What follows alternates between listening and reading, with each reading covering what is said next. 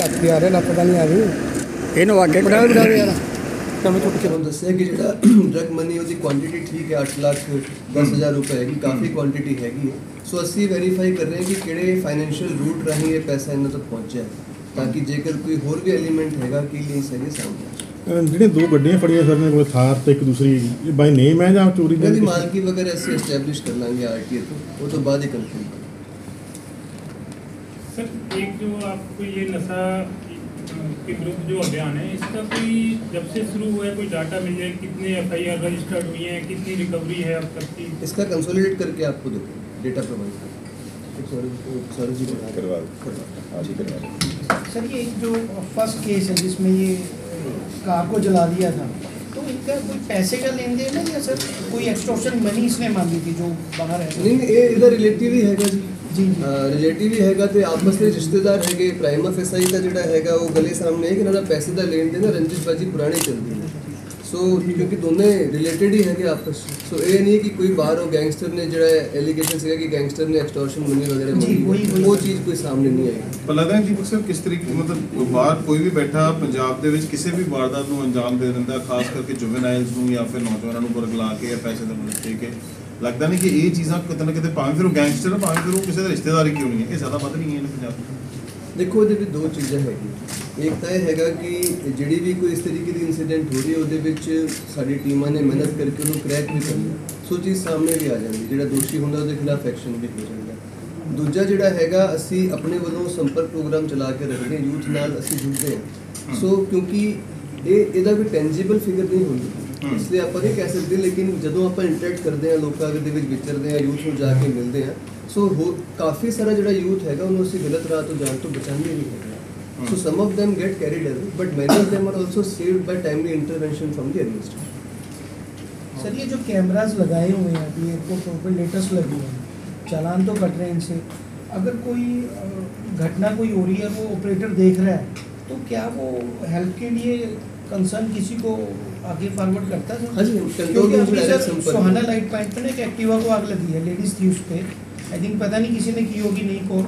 तो वो पूरी जली है 10 मिनट मैं भी वहाँ यानी 5 मिनट मेरे को लगे थे रश पड़ा था पर कोई फायर ब्रिगेड की गाड़ी वगैरह कोई भी नहीं तो मैं वैसे पूछ रहा हूँ कि अगर वो देख रहा है वहाँ से ऑपरेटर आपके कंट्रोल रूम में बैठा हो तो वो कोई हेल्प के लिए एफर्ट्स नहीं डेफिनेटली इनको क्लियर इंस्ट्रक्शन है कि कोई भी क्राइम होते हुए देखें किसी को हेल्प की ज़रूरत है इनफैक्ट किसी को मेडिकल इमरजेंसी है इमीडिएटली फायर टेंडर को एम्बुलेंस को फ़ोन करें इस कैमरे का पर्पज़ ही है कि लोगों की कितनी हेल्प हो सकती है जी वही सर वो आए नहीं थे तो मैं सर से एक बार मैं पूछ नहीं क्लियर इंस्ट्रक्शन कई बार वो फायर ब्रिगेड को आने में एक रीजनेबल टाइम लग जाता है ट्रैफिक वगैरह देख जी दैट इज पॉसिबल दूजा मैटर हैगा जी एक धर्मिंदर कुमार का व्यक्ति हैगा जिहदी इन्फॉर्मेशन ते जिहड़ी हैगी जिहते पर्चा दिता गया सीगा आर्म्स एक्ट का जिहदे कोलों एक नजायज़ पिस्टल 315 बोर समेत 2 कारतूस बरामद किए गए ਇਹਦੀ भी पुछगिछ दौरान असी पता करने की कोशिश कर रहे हैं कि सोर्स ऑफ वैपन की है तो उसका इस्तेमाल कितने करना सी तीजा जिहड़ा एक कुछ दिन पहला साडे इत्थे वारदात हुई सीगी एक मनदीप सिंह नाम का व्यक्ति हैगा सुहाने दे विच ओदी गड्डी जिहड़ी घर दे बाहर खड़ी सीगी ਉਹਨੂੰ कोई आग लगा के चला गया सीगा सो इस व्यक्ति ने यह आरोप लगाया सी कि एक्सटॉर्शन करके जिहड़ा हैगा मेरी गड्डी नूं साड़ा गया सो उस केस दे विच भी इन्होंने काफ़ी मेहनत करके टैक्नीकल इंटैलीजेंस में यूज़ करके ह्यूमन इंटैलीजेंस में यूज़ करके बाकी अपने जोड़े है इन्वेस्टिगेटिव मैथड के राही इस केस में भी क्रैक कर लिया जिसका मास्टर माइंड हैगा इहदा ही एक कज़न है जो बाहर रहिंदा है सो उन्हें बाकी जोड़े व्यक्ति हैगे दो जो फड़े गए हैं आशू ते चंदन उन्हां नाल गलबात करके जिहड़ा हैगा उन्हां नूं भेज के इहदी गड्डी जिहड़ी हैगी ओहदे अग लगवाई सीगी इन्हां दा आपस दे विच पुरानी रंजिश जिहड़ी बाजी है वो चलदी है सो जिहड़ा ये व्यक्ति बाहर बैठा इन्होंने असीं नामजद कर लिया ਇਹਦੇ ਵਿੱਚ ਦੋ ਦੋਸ਼ੀ ਫੜੇ ਗਏ ਕਪਿਲ ਤੇ ਕਿਰਪਾਲ ਨੂੰ ਅਸੀਂ ਨਾਮਜ਼ਦ ਕਰ ਲਿਆ ਉਹ ਵੀ ਜਲਦੀ ਫੜੇ ਜਾਣਗੇ ਸਰ ਜਿਹੜਾ ਫਸਟ ਆਫ ਆਲ ਦੇ ਤੁਸੀਂ ਦੱਸਿਆ 4 ਦੋਸ਼ੀ ਫੜੇ ਗਏ ਨੇ ਜਿਹੜੇ ਯੰਗਸਟਰਸ ਨੇ ਲਾਈਕ 22 ਸਾਲ ਦਾ ਕੋਈ 24 ਸਾਲ ਦਾ ਕੋਈ 25 ਸਾਲ ਦਾ ਸਪਲਾਈ ਵਗੈਰਾ ਕਿੱਥੇ ਕਰਦੇ ਸੀ ਉਹੀ ਅਸੀਂ ਉਹ ਇਨਵੈਸਟੀਗੇਸ਼ਨ ਦੌਰਾਨ ਦੇਖ ਰਹੇ ਜਿਵੇਂ ਕਿ ਇਹਦੇ ਵਿੱਚ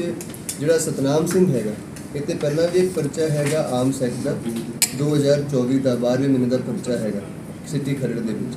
ਦੂਜਾ ਇੱਕ ਜਿਹੜਾ ਦੋਸ਼ੀ ਸੋਹੇਲ ਹੈਗਾ ਇਹਦੇ ਖਿਲਾਫ ਵੀ 307 ਦਾ ਮੁਕੱਦਮਾ ਹੈ ਸੁਹਾਣੇ ਥਾਣੇ ਦੇ ਵਿੱਚ ਇੱਕ 452 ਦਾ ਮੁਕੱਦਮਾ ਹੈਗਾ ਸੁਹਾਣੇ ਸੋ ਦੋ ਵਿਅਕਤੀ ਤਾਂ ਇਹਦੇ ਵਿੱਚ ਆਲਰੇਡੀ ਕ੍ਰਿਮੀਨਲ ਬੈਕਗ੍ਰਾਉਂਡ ਦੇ ਹੈਗੇ ਇਹਨਾਂ ਦੇ ਕ੍ਰਿਮੀਨਲ ਬੈਕਗ੍ਰਾਉਂਡ ਬਾਕੀਆਂ ਦੇ ਵੀ ਟ੍ਰੇਸ ਕਰ ਰਹੇ ਹਾਂ ਤੇ ਦੇਖ ਰਹੇ ਹਾਂ ਕਿੱਥੋਂ ਲੈ ਕੇ ਆਏ। ਐਸਐਸਪੀ ਸਾਹਿਬ, ਜਿਹੜੇ ਇਹ ਹਥਿਆਰ ਤੁਹਾਨੂੰ ਬਰਾਮਦ ਹੋਏ ਨੇ, ਕੀ ਇਹ ਲੋਕਲ ਹਥਿਆਰ ਨੇ, ਕੀ ਇਹ ਬਾਹਰੋਂ ਆਏ ਹਥਿਆਰ ਨੇ? ਕਿਉਂਕਿ ਇੱਕ ਪਾਸੇ ਤਾਂ ਇਹ ਗੱਲ ਕਹੀ ਜਾ ਰਹੀ ਕਿ ਬਾਰਡਰ ਸਿਕਿਉਰ ਕੀਤੇ ਗਏ ਨੇ, ਪਰ ਹਥਿਆਰ ਫਿਰ ਵੀ ਜਿਹੜੇ ਮਿਲ ਰਹੇ ਇਹ ਜਿਹੜੇ ਹੈਗੇ ਲੋਕਲ ਹਥਿਆਰ ਹੈਗੇ, ਦੇਸੀ ਟਾਈਪ ਦੇ ਵੈਪਨਸ। ਸੋ ਮੋਸਟ ਪ੍ਰੋਬੇਬਲੀ ਇਹ ਹਿੰਟਰਲੈਂਡ ਤੋਂ ਆਏ।